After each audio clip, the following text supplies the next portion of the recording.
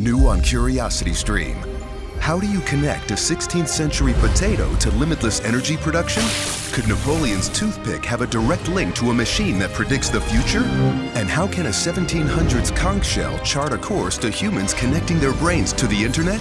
James Burke's visionary series Connections returns for a new generation. Experience all new Connections. With monthly, annual, and bundled plans, find the one that works for you at curiositystream.com. My brother-in-law died suddenly, and now my sister and her kids have to sell their home. That's why I told my husband we could not put off getting life insurance any longer.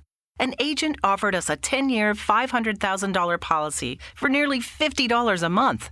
Then we called SelectQuote. SelectQuote found us identical coverage for only $19 a month, a savings of $369 a year. Whether you need a $500,000 policy or a $5 million policy, SelectQuote could save you more than 50% on term life insurance. For your free quote, go to SelectQuote.com. SelectQuote.com. That's SelectQuote.com. SelectQuote. We shop, you save. Full details on example policies at SelectQuote.com/commercials. Welcome to Pretty Lies and Alibis. Join us as we seek the truth and travel the long road to justice. What's going on, everybody? Welcome to another episode of Pretty Lies and Alibis. I'm Gigi Fruit Loop. What you know? It is cold here and I'm loving it. It's cold here, and I have to admit, that's not the reason I'm wearing this beanie. I'm having a bad hair day, and I was over it. We had somebody shared with us the other day, and I forget the name, I'm sorry, but they were doing a patrol with their kids' school, and it was like 8 degrees. Oh, yeah, it's freezing, and my daughter does patrol in the mornings, and yeah, she doubled up today. She had on like leggings and then her jeans, and yeah, so I can't handle all that. So we just want to give a shout out to our sponsor, Too Cool T-Shirt Quilts. Go to toocooltshirtquilts.com/pretty lies and alibis. And we're hoping tomorrow night we can still do the true crime feud. My aunt is being readmitted to the hospital right now. So it just kind of depends on what happens there. But the plan right now is still 7:30 tomorrow night.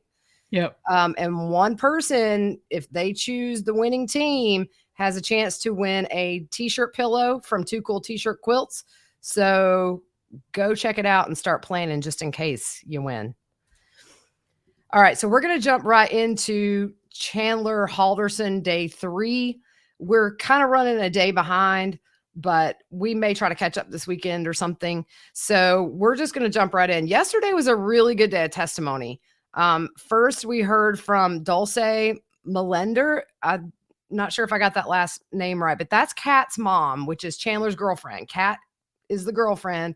And so first off, we heard from her mom yesterday. Bless her heart. She was very nervous. She was really soft-spoken, and she went to go get a drink of water and almost grabbed the hand sanitizer. That's how nervous she was. Uh-oh. Yeah. So I really liked Dulce and her partner and Kat yesterday. I think they all seem really sweet, and man, they just got taken by this kid. So she said that Kat and Chandler had been dating for around 2 years, and Chandler, as far as she knew, was working during the time they dated. He had told her that he was a diver with the Department of Natural Resources. And then he also had this second job at this insurance company. And as far as college goes, he was telling her that he only needed 1 credit to graduate. So when he got this new job at SpaceX, this fake job, I hate talking as if this stuff's real because it's not, but she took him out to eat to celebrate. And in between May and July, look, this kid's got the worst case of diabetes I've ever seen. He's a pathological liar. It is oozing out of every, yeah. I mean, it's so hard to watch this stuff. And then you see the effect on like poor Kat. She's been. No, you know what? These top people, he could pass a lie detector test. That's scary. Yep. I guarantee he could, because he's lied so much that he believes what he's saying. But the thing is, today has been watching the police interview, and you see that nervousness. You really, because I think he knows at this point, but we'll get there. So between May and July before the murder, she knew that he had told them that he had got this job at SpaceX in Florida. And he said that he was getting a Tesla and he would make all this good money. And he showed her an apartment on his phone that he supposedly had put this down payment on for him and Kat to live in. And he asked for her permission for Kat to move to Florida. And the mom said she was worried because Kat's her only daughter. So the weekend of the 4th, this is when the murders happened. They had plans to get together at the farm to swim and eat. And Kat's mom lives there part-time with her partner.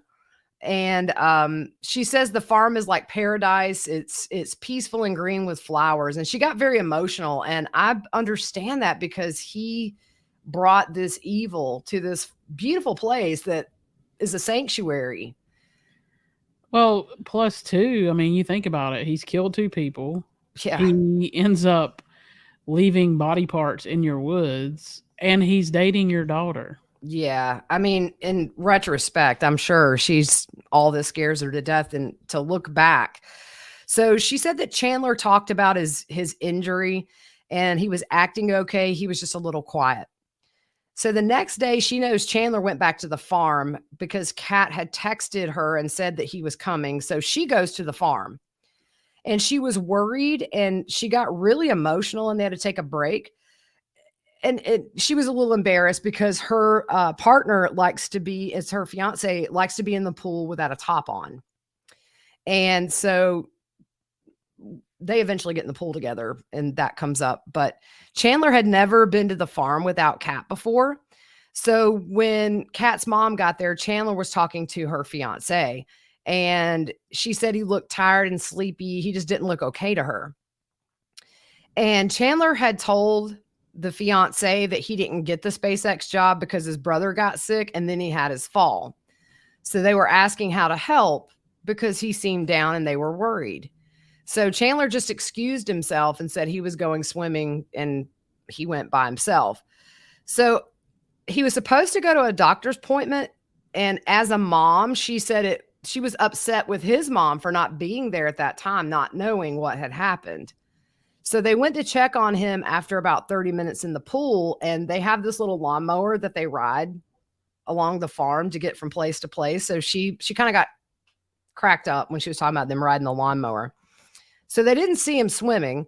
So they turned and saw that his car was backed into that grassy area. And she thought maybe he was asleep because the trunk was open. So they drove by the car and they looked inside, and they said they saw something metal that looked like a ramp.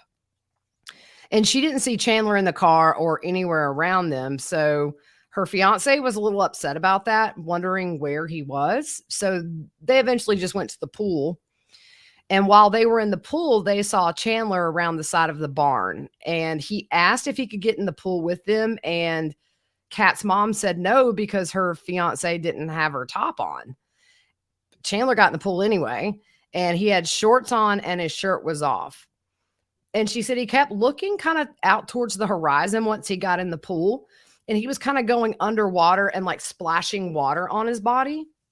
So she thought he had just went for a walk, and his plans for later was to go to her house because Kat was getting go to Kat's house because she was getting his favorite dinner, which apparently is McDonald's. And they were in the pool with Chandler for around 15 minutes. He didn't swim or anything. And she said she was relieved when he got out and left. And so he went to his car, and Chandler had told them that his parents were at the cabin, even though they were already dead. And unfortunately, his dad's torso is in their woods. So she said on Sunday the 4th, he was okay, but more quiet and looked sleepy. Then the day he came there alone, he acted way different than usual. So on the 6th, that next day after he had been there alone, every week they go to Buffalo Wild Wings, and they have this buy one, get one on the wings. So it's a weekly thing that they do. And she said that night, he said he was worried because he hadn't heard from his parents yet. And he was acting really tired and sad. And Kat's mom had not met Bart and Krista. So on Cross, they asked if her fiance was topless, and they made a deal out of it. They asked if it makes her uncomfortable, and she said, yeah, that's why she got emotional on the stand. And also Chandler came in the pool. And the defense asked if she was uncomfortable with Chandler coming in the pool. And she said it was just all really weird. And she said Chandler is quiet, but Kat kind of brings him out of his shell. I mean, I'm thinking the ramp out of the back of the car, because there was a trash can in the woods, so he probably rolled that. Yeah, and they have tire marks that they saw, but they also, there was something going in different directions that had been, made the grass lay down, because it's notably higher. Yeah, I saw the grass, and then it goes up high. So Cress, let's talk about her. This is the next witness. This is the fiance of Kat's mom. So in June of 2021, she didn't spend a lot of time with him, just at get-togethers. Before the weekend of the 4th, he had been to the farm maybe 10 to 12 times, but he was never by himself. She was told about the fake jobs. She says his demeanor was off, kind of weird. She asked how he felt. He said he's doing the best he can. He had no trouble physically and didn't wear a neck brace. And one of the pictures that we shared on our social media, he's got that neck brace on. Yeah, that was the Father's Day with Bart's shirt that says like Incredible Dad, and it's got Mr. Incredible on it. It just, Oh man. And then he's just, you see Mitchell and Bart smiling, and then here's Sourpuss over there with his little fake neck brace on and looking all sad. Yeah. She had a one-on-one conversation after he ate, and he came up to her asking for her phone number so he could come use the pool. So she gave him her cell number and landline number. And again, she hadn't met Bart or Krista either. July 5th, when he comes alone, the first interaction she had, she opened her window and saw a car in her driveway and didn't recognize it, and saw him standing in the driveway. And she said he looked spaced out. She asked if he was okay, and asked if he was there to use the pool, and he said yes. And she wasn't expecting him, and that was around noon. He told her he was at a doctor's appointment and told her he had damage on the back of his head and he may need surgery. He got lost. He was having trouble with numbers, and he wasn't thinking well. They talked about his job in Florida, and he said he wasn't going to get it because of his injury. She said he could go back to the insurance company, and he said no. She said maybe he could talk to his parents, and he said no, they're still up north. And he said they'll just be mad, and that was odd to her, that they would be upset if he was hurt. How do you pronounce her name? I think it's Dulce.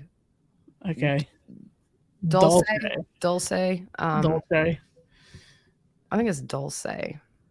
Dulce. All right. So she showed up and started talking to Chandler, and he re-explained what was going on. Next, he got in his car to drive to where the pool was. And again, they talk about riding the lawnmower to tell Chandler they were going to swim, but he wasn't there. Again, they have a heated cover on the pool, and it was still on. And they knew he hadn't been in. And again, at that point, Chandler wasn't in sight, but they happened to see him through the barn. She wondered what he was doing, so they went over to the car, but he wasn't there. They're confused, wondering what he's doing. And Kat's mom says she's upset, not knowing what he's up to. They decided to go get in the pool. Then they see him come out of the wooded area and walk towards them. He was wearing baggy shorts and no shirt, but he had a shirt on when he arrived. She tongue twister. She told him she didn't have a shirt on, and he said, if it's okay, I'd like to get in. I'm hot and sticky. She asked Kat's mom if he could get in, and she was hesitant, but he got in, and they got in opposite sides of the pool. He would dip up and down and would kind of wash himself, and said the walk was scratchy and he was itchy.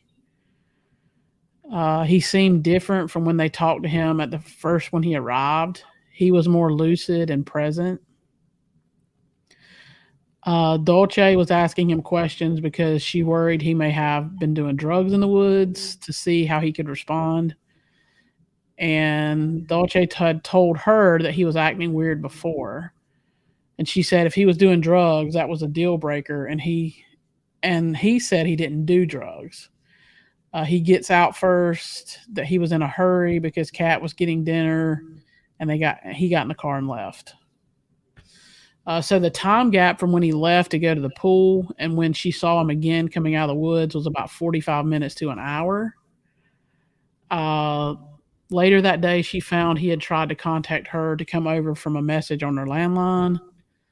They played the voicemail in the courtroom. Hi, this is Chandler. I just got back with some pretty terrible news from my doctor, so I was wondering if I could come by. I don't know, take a couple of laps in the pool or hang out. I'm not having the most ideal day, I suppose, so call me back. And he gives his number. Thank you, bye. That's just weird. Yeah. I mean, it all fits now. He was scoping that place, or he probably had that place in mind because he had been there before. Yeah. Yeah. Gosh. I mean, it's kind of like, I don't think I could stay there after knowing what he did to that property. If I lived there, I would have a very hard time, even if that was my home. That's just me. But I know that Cress really loves that farm, and so does Kat's mom. You could tell. I mean, it was so nice. She kept it in good shape, but man, he's put a mark on it, Yeah. So the thing for me, it's stupid. Yeah. If you've killed your parents, why would you take them and dump them at your girlfriend's parents' house? Yeah, I mean, well, dumb criminal, and just doesn't know what he's doing, because that was really when she saw the vultures and realized something's dead in those woods. I mean, here's two witnesses. Yeah, it's ridiculous. I mean, people like that are bound to get caught. I can't wait to see the forensics in the house. We'll stop here and say that we have a paid sponsorship with BetterHelp. We're wondering, is something preventing you from achieving your goals? And is there something that interferes with your happiness? Check out betterhelp.com/whattheworld. And what they'll do is they'll assess your needs and match you with your own licensed professional therapist. And I really love the idea of not having to get out and go to an office. I think it would probably be more successful doing it in your own home where you're comfortable. You feel safe here. So this is not a crisis line. It's not self-help. It's actual professional counselors doing this securely online. And even better, it's affordable. You can go to the website and check out the testimonials posted daily on their site. Yeah. And we want you to start living a happier life today. And as a listener of ours, you'll get 10% off your first month by visiting our sponsor at betterhelp.com/whattheworld. Join over 1 million people who have taken charge of their mental health. Again, that's BetterHelp, HELP.com/whattheworld. I'm sure his fingerprints are on these tools, everything. It's going to be, I think it's going to be massive. Here's two witnesses that can say, oh, I saw his car parked at this area. Exactly. Yeah. Oh, and then your dad's dismembered body is found there. Right. Yeah. So July 7th, she heard he was trying to come out again, and her phone was messed up, and she was stressed and didn't want to put up with anyone. Investigators and Cress found various items on her property, one being a Rubbermaid container found in the woods. She didn't put it there. In the big gas container, they found tools in there. She said he never puts tools in there. They show her a photo of her trash can with a Target bag in there. They show a photo of bloody rags in the bag and the rifle in the barn. She found the rifle in October of 2021 while organizing her barn. It was behind some boards stacked against the wall. She got a sick feeling and called the investigator who was heading the investigation into Bart and Krista's murders. And then in July, when Chandler was there, the barn wasn't locked. So on cross, they asked, do you ever lock or close the barn? And she said she hasn't for years. Before you got the garbage bin and cleaned the shed, you didn't know every item in there. And she said no. There was a delay in cleaning the barn because police were there. How long? She said a couple of weeks. The police had custody of her property and didn't let her inside the barn. And then back to July 4th weekend, you said he wasn't acting like himself, and you and Dolce thought he may be on drugs, and she said it was a theory. Yeah. So it was kind of interesting to hear their take on it. So the next witness was Brent Baberstock. He's a detective with the Dane County Sheriff. So shortly before noon on July 8th. Now, July 8th is the day that Chandler was arrested that evening for the murders. But another detective came to him and said that Kat's mom had called and some things alerted her, so they needed to talk to her in person. And they asked him to come over and talk to them. So they said that Kat's mom had fear and panic in her eyes. Based on interviews, they went to the farm to search it. So the detective said red flags popped up in talking to Kat's mom and Cress. So he asked for help to search the farm to get other investigators there. When he got there, nobody was there. So he went into the grassy area looking for Cass and Kat's mom, and he noticed vultures over the woods. Cress saw them too and had told him in the interview that she was seeing these vultures.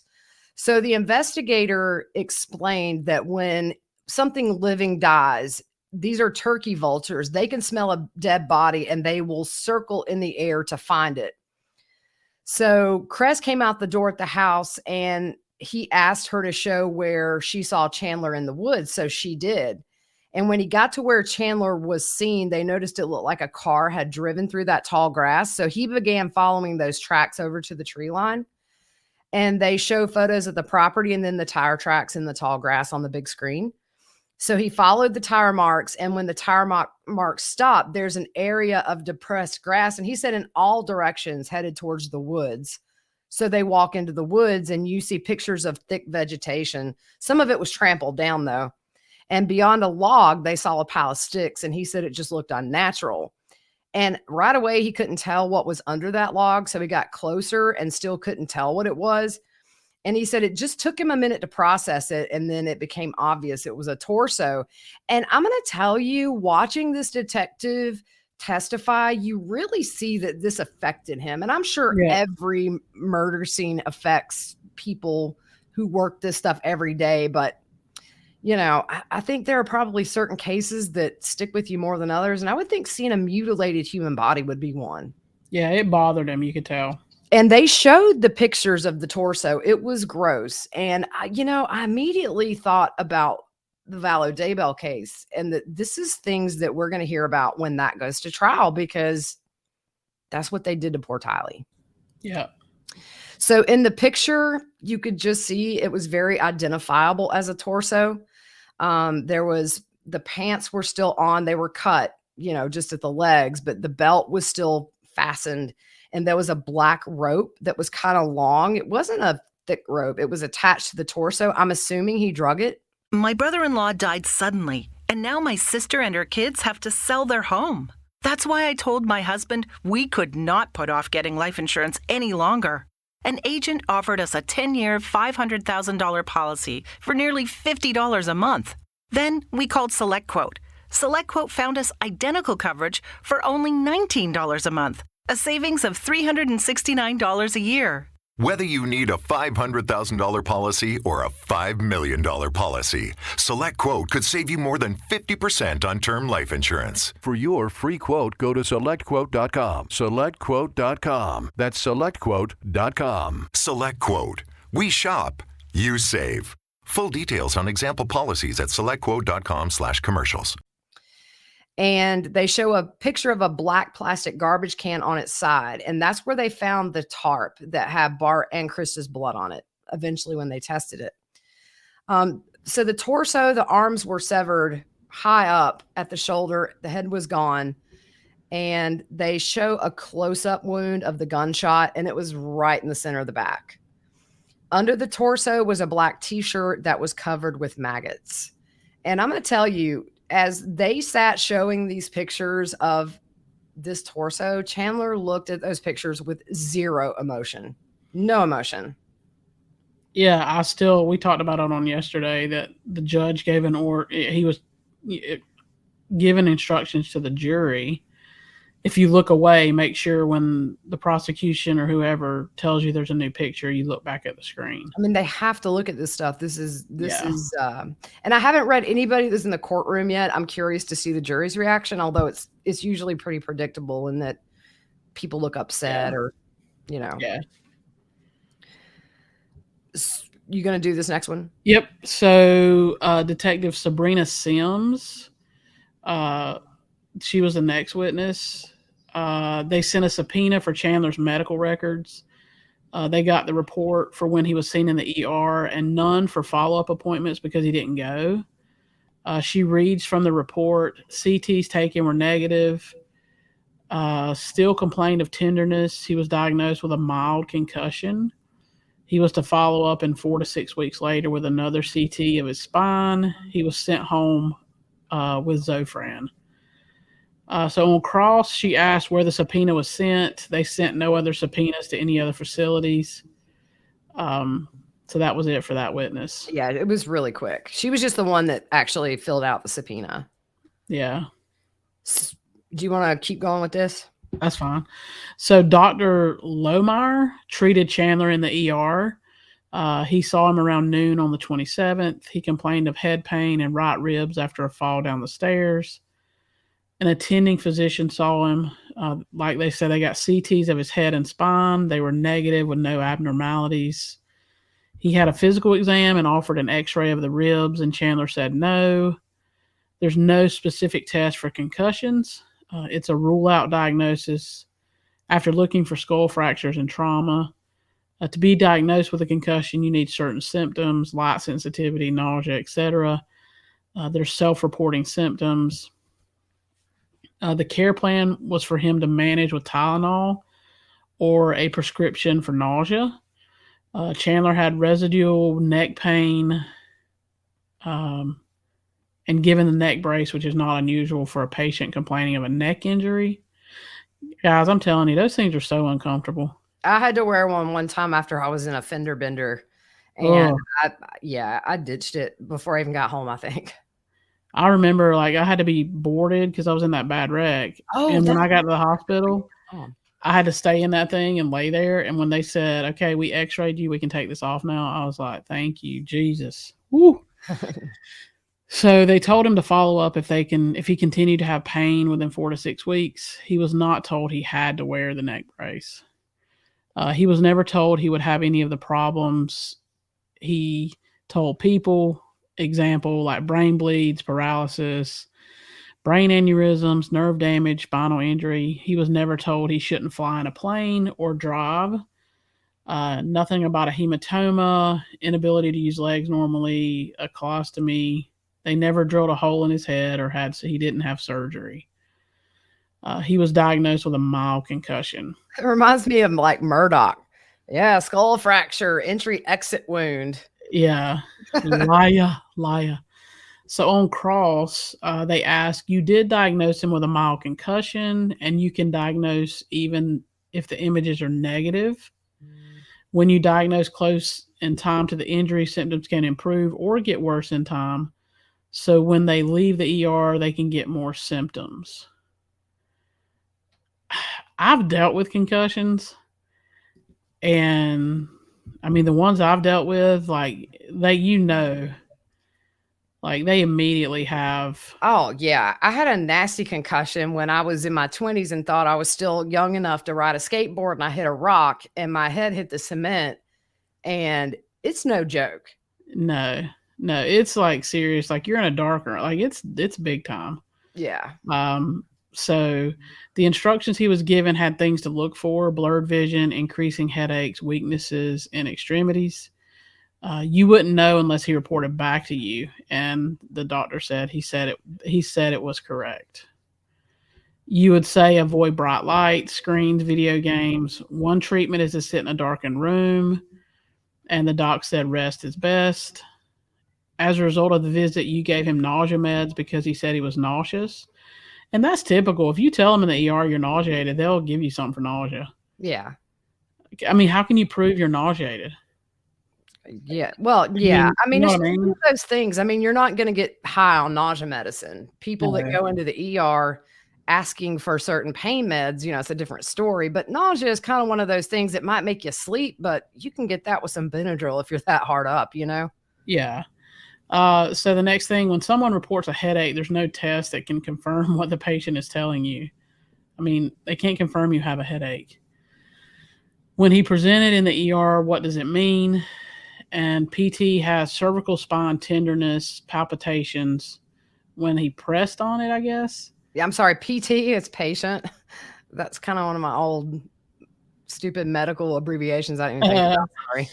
Sorry. He said with the tenderness, they recommend the collar for safety. They didn't tell him how long to wear it.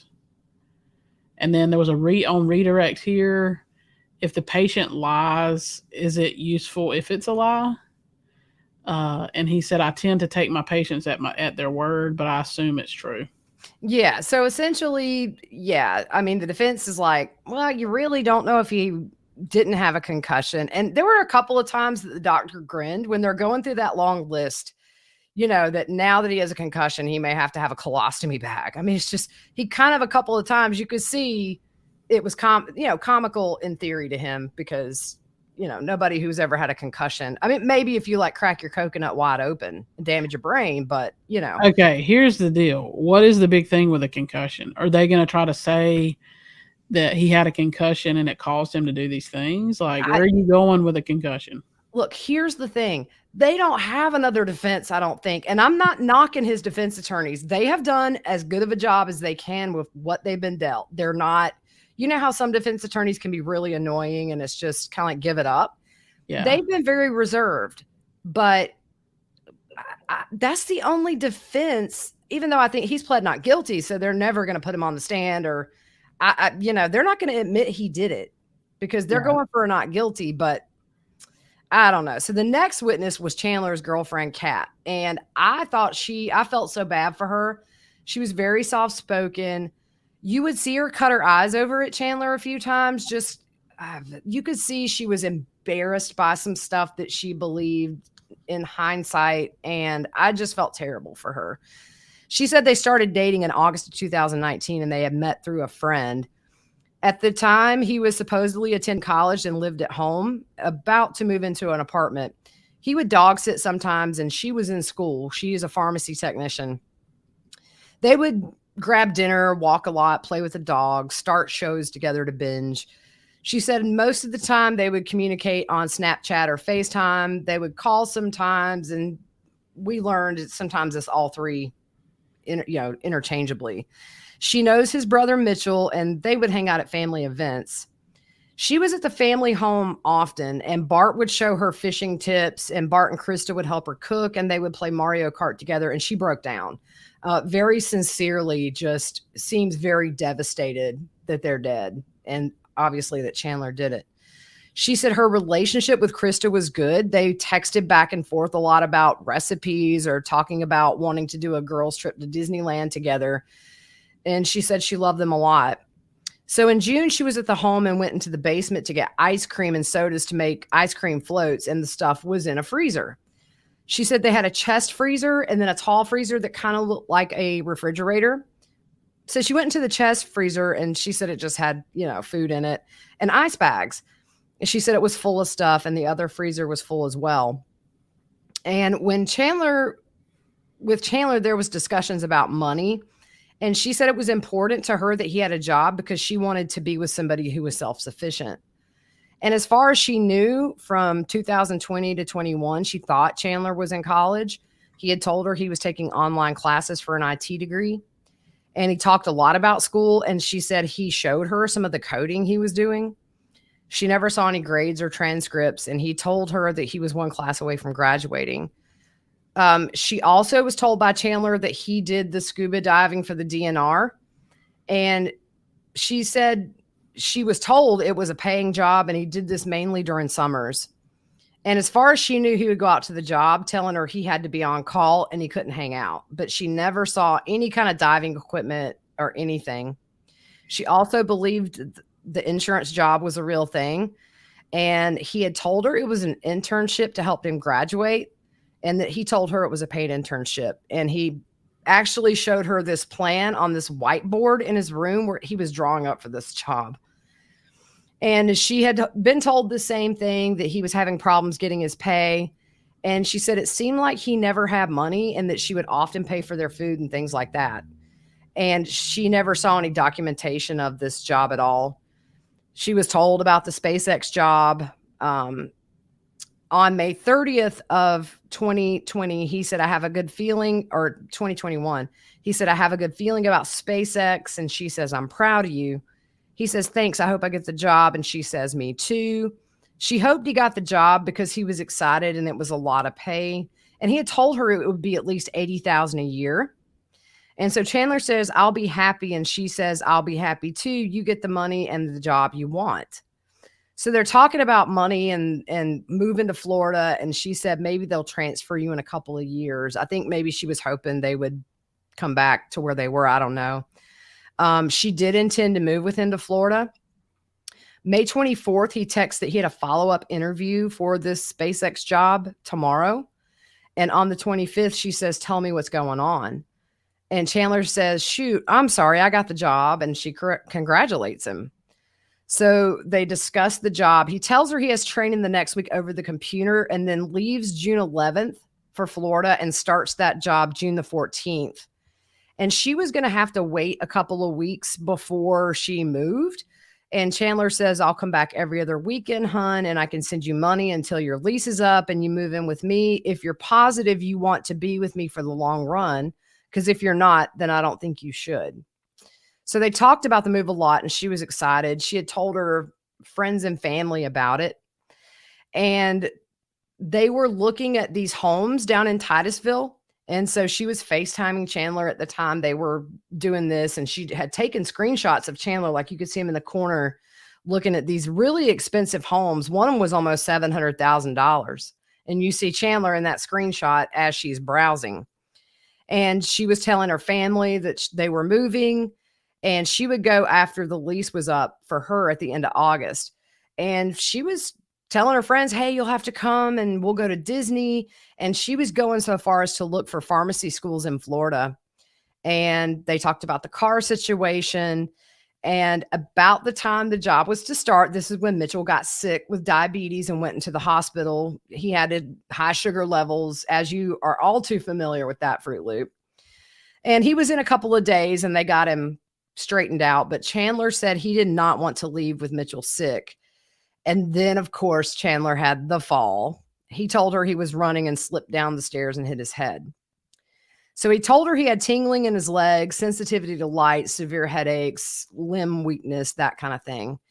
And she said he told her he wasn't going to be able to do normal things such as lifting, and he would get lightheaded easy, said he couldn't drive long distances and that sort of thing. There's a picture of Chandler in the ER. Then they show the picture of Chandler, Bart, and Mitch on Father's Day, and then one more of Chandler in the neck collar. And he told her he had rented a 2-bedroom apartment and had already put a down payment on it and said that there was a dog park right near there, and he sent her a link. So they start going through June 30th with some text. So why don't you pick up here? So Kat sent a text. To be honest, it's getting to the point where I want to text your mom directly. When asked what this meant, she said Chandler told her he was grounded and couldn't see her. Which was weird. He's 23. Yeah. And I mean, well, you heard her testimony that she had a good relationship with him, it sounded like. Yeah. For me, I just think this is something he made up for some reason to where he wouldn't have to be with her. I don't know. Yeah. She only heard that from Chandler. He responds, it's fine. But that will be there because they call each other B. And I didn't know what it meant, so I quit putting it in there. But she said it's fine, B. That'll tick them off more. This weekend will be great. That weekend was July 4th weekend. She responds okay, and he replies, thanks, though. Kat texts, "We're not going to the cabin, right?" Chandler says no. When asked how this came up, she said Chandler told her Bart and Krista were going to the cabin. Kat says, "I can ask if we can go to the farm. That way we can say my mom can care for you since they have a lot of stuff there they use for Mike and Papa." When asked what kind of stuff she meant, she said a walker and things like that. When asked if she thought he would be assisted by those things, she pauses a long time and says no. The prosecutor asked why she said that then, and she said Krista was worried about his injuries, and she thought it would help her to allow him to come hang out with her. July 1st, she worked that day. They show her copies of her Snapchat messages from that day. His username was Chazzle Dazzle. Oh, my word. What the world? Snapchat deletes messages, but you can change it to delete every 24 hours. On July 1st at 7:11, she gets a message from Chandler. He asked how she slept, and she said good. He says, "I hardly slept." She said, "I'm sorry, B, why?" And he said, "I don't know. Stuff hasn't really been going well for me lately. I'm trying to plan for the next thing to F me over." She says it's going to be okay. And he said, "Yeah, I just had a great future planned and it's falling apart." She says it's not. "You're going to be okay. You're going to go to Florida. You even said it's probably just a brace." He says, "Thanks." And she says, "Of course, I'm here to keep your booty in check." You look at that, and I mean, he says his world's falling apart. He didn't have anything. He had nothing. Like, he was lying about everything. He's upset that he's lost a fake job from a fake injury. Yes. I mean, it's crazy. Yeah. He just sits there in the courtroom, totally emotionless. Just, Yeah. I mean, psychopath. Yeah. Because you think about it, to mutilate, to dismember somebody, that is a step further than even like a crime of passion where you kill somebody in the heat of the moment. You know what I'm saying? It takes time and effort to dismember a body, as we know. I mean, not that we know, but we've heard in other cases, this is not an easy thing to do. Yeah.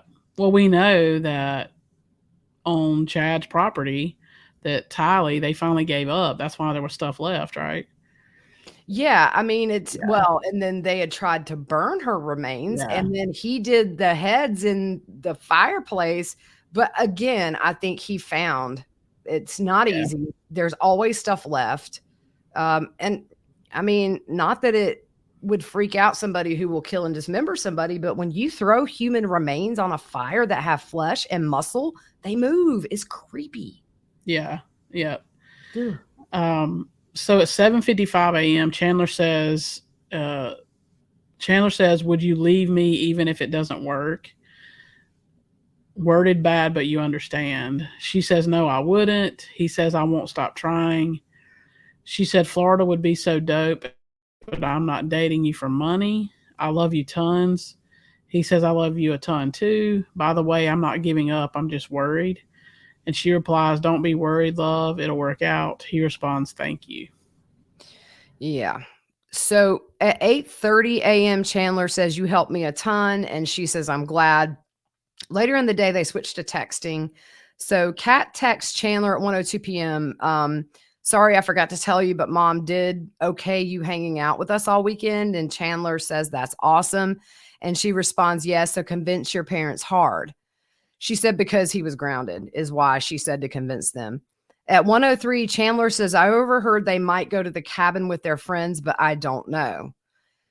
She got off work at 5 o'clock and he asked if they would FaceTime while in the shower. And she said yes. And he asks if the prosecutor asked if she took screenshots while he was in the shower. And she said they did. That night, she didn't have plans to hang out. And around 6:30, he says, "Baby, I need you." Now, remember, they think between 3 and 5 is when the murders happen. So he's already murdered his parents at this point. He says, "Baby, I need you." Later, there's discussion of him looking at her location on Snapchat, and he was wondering where she was. As far as what he said he was doing, he said he would be taking care of the dogs and making dinner. He told her that Bart and Krista were doing a grocery pickup. The prosecutor shows her pictures of Chandler carrying the bags of ice in the convenience store and asks if that physical activity was not consistent with what he told her he could do. And she said it's not consistent. So on July 2nd, she worked and messaged Chandler kind of off and on throughout the day. And after work, she had to stop by Target to get groceries. And then she had to go by her mom's. So she was going to spend the night with Chandler that night. And she was excited because she said he had been grounded for 2 weeks. So, at Target, they put a sticker on your bag if you're doing curbside pickup, and it has your first initial, your last name, and the time. So Chandler texts back, don't rush. I have tons of chores they are having me do. So they go back and forth about what to have for dinner. And she said it depends on how long they're going to see each other. So Chandler says we can do dinner tonight and you come over in the morning and stay again until Sunday night. Then he says like dinner plus the sex. So you think about this. He has murdered his parents. This is the next day. So he's probably mutilated them and put their remains on ice in these freezers. And he's thinking about sex. So I think we're going to stop here. This was a a long day of testimony. So we're going to break this into 2 episodes. And then over the weekend, we'll get caught up with today's testimony. So we're going to stop here because we're already over 40 minutes. So we appreciate you guys. If you are interested in stuff like this and you don't have time to watch, that's why we're here. We're giving you the best parts of this testimony. So we'll be back at some point in the next day or so, and we will catch up on all this. Have a good evening.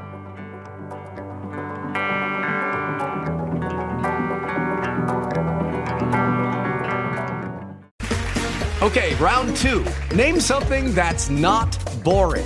A laundry? Ooh, a book club. Computer solitaire, huh? Sorry, we were looking for Chumba Casino. That's right. ChumbaCasino.com has over 100 casino-style games. Join today and play for free for your chance to redeem some serious prizes. ChumbaCasino.com. No purchase necessary. Void where prohibited by law. 18+ terms and conditions apply. See website for details. With Lucky Land Slots, you can get lucky just about anywhere. Dearly beloved, we are gathered here today to... Has anyone seen the bride and groom? Sorry, we're here. We were getting lucky in the limo and we lost track of time. No, Lucky Land Casino, with cash prizes that add up quicker than a guest registry.